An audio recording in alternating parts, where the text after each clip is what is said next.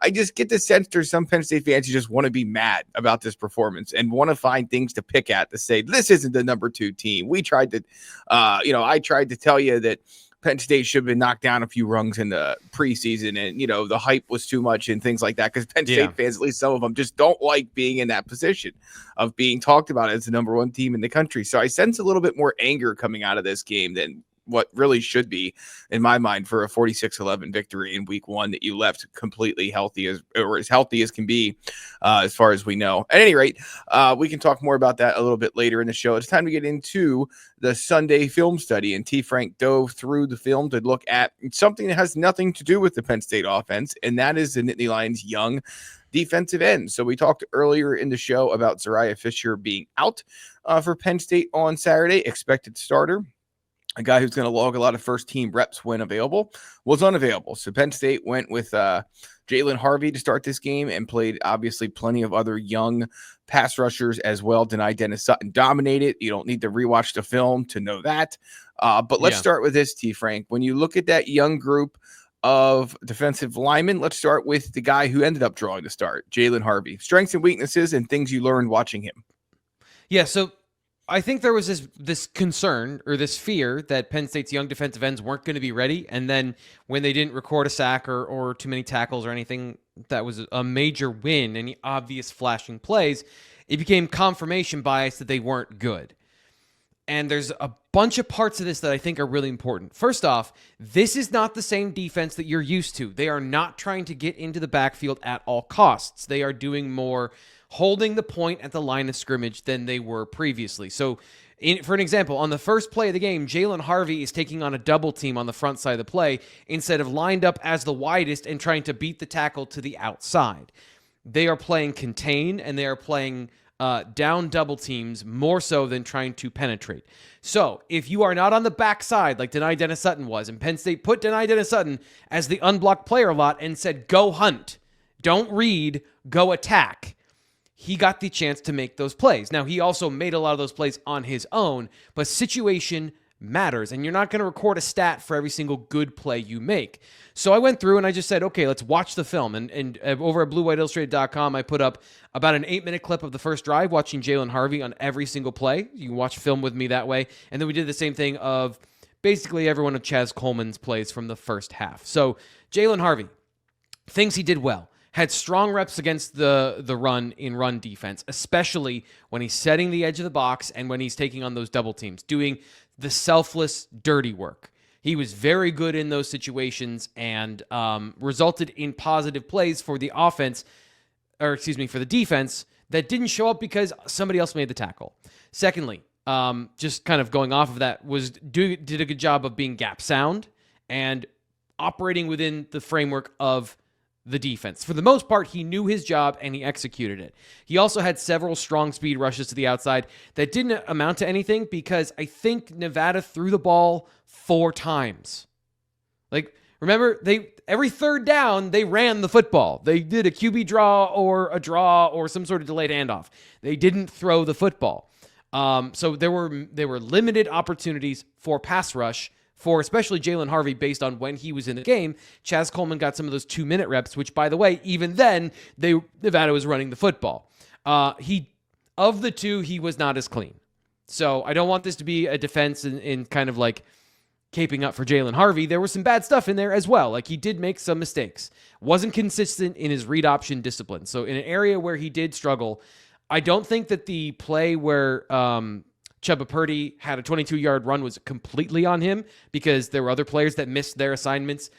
Dom DeLuca didn't get into his gap. He got blocked. But Jaylen Harvey, I think, struggled with, am I supposed to read this or am I supposed to be the rush the mesh point guy?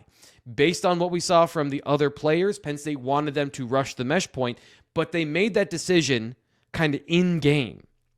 And so Harvey, a couple times, was a little hesitant of, do I rush? Do I attack? He had a little bit less conviction in some of those movements, which I think he expanded the gap a couple times and gave Nevada a running option.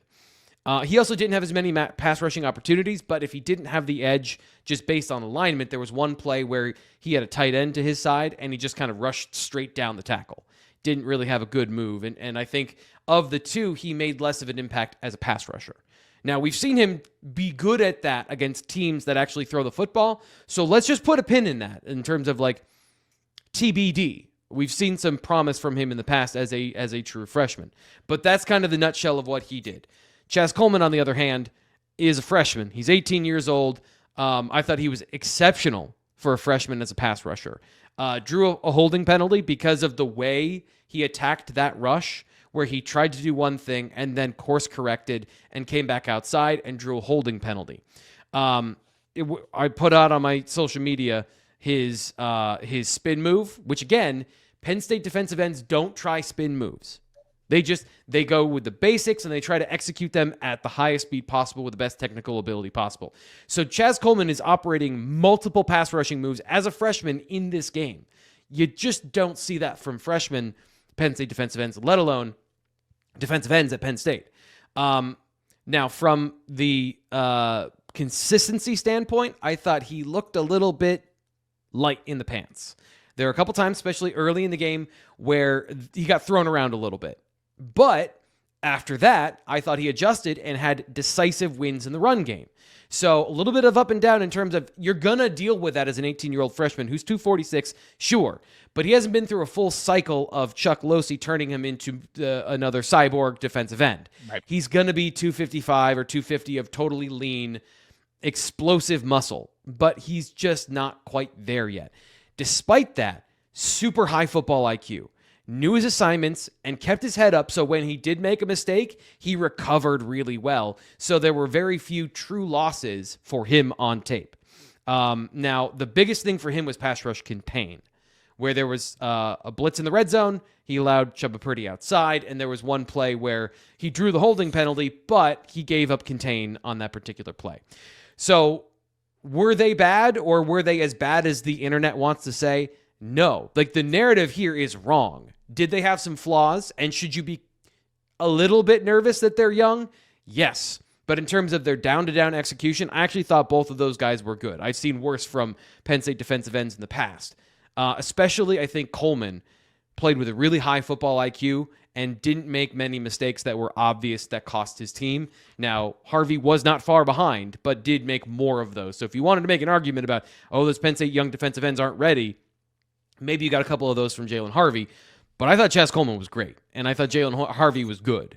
So I don't believe the internet when they tell me that those guys weren't any good on Saturday and that they're a huge liability. We'll find out when they play better teams. Like, as always, this is a what happened, not what is going to happen. So there you go.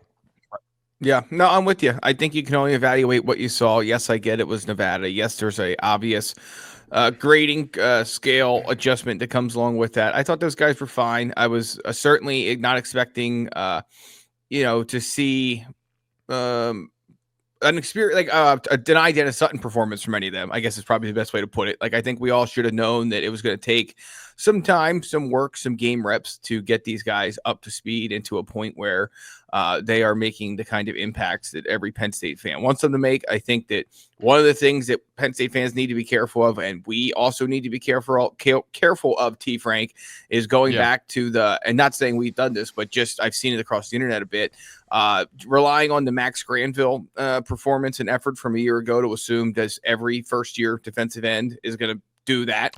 Certainly he is one of a kind. That injury is a bigger deal than people realize or have discussed when it comes to just evaluating this defensive end room overall. But yeah, I'm with you. I thought Coleman was better than Granville was last year. In this game, I thought Coleman was better than Granville was last year. And that's saying something because Granville came in and was pretty good for a guy that was 18. Their situations are totally different. But I really thought, if you're talking about Chaz Coleman as a guy who didn't play well, I don't know what you're talking about. I have no idea what that's about. Well, we'll get to see more of him this Saturday at Beaver Stadium. Any final thoughts on these young defensive ends, T. Frank, before we get into the second half of today's BWI Live? So now some of these are the numbers here are not completely 1-to-1, but I just want to give this as one final stat on Chaz Coleman. He rushed the passer 11 times. He had 4 pressures. So that's roughly 40% of his rushes. He's getting a pressure. Now, some of those were unblocked, But I think that if you're talking about productivity and in terms of per snap, for a debut, I don't think he can get much better. I mean, other than getting the quarterback on the ground, which he should have done a couple of times. He should have had 2 sacks in this game. He didn't have any. So that's a freshman playing like a freshman. But I think that was a very good opening stanza from him. And again, I don't want it to be an either or of like we're lifting up Chaz Coleman, so now Jaylen Harvey's is garbage, because that's not what happened either. Harvey was also good. Right. But if it were a battle, I think it's getting closer between the two of who would start, who'd be number 2.